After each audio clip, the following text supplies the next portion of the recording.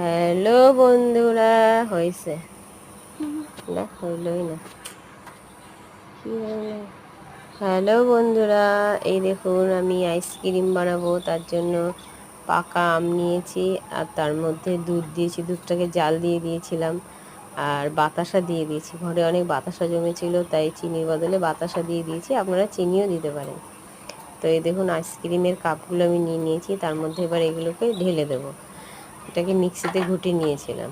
তো দেখুন এটাকে এক এক করে ঢেলে নেবো। কিছু আম ভালো মিক্সড হয়নি, তাতে কিছু হবে না, এর মধ্যে তো বরফে জমে যাবে। তো তো এবার ঢালা হয়ে গেছে সব। এবার আমি এগুলোকে আটকে দেব।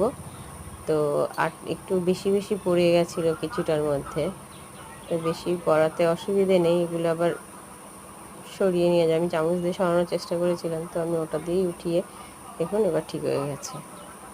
তো হয়ে গেছে সব কটার মধ্যে। এবার আমি এগুলোকে ফ্রিজে রাখবো। তো আমার ফ্রিজে ধরছিল না, আর আমার ফ্রিজের জায়গাটাও হচ্ছিল না বলে আমি ওগুলোকে শুয়ে শুয়ে রেখেছিলাম। তো এই দেখুন পরের দিন বোন এসছে, এবার ওই বোন বের করে খাচ্ছে। দেখুন কী সুন্দর হয়ে গেছিলো আইসক্রিমগুলো।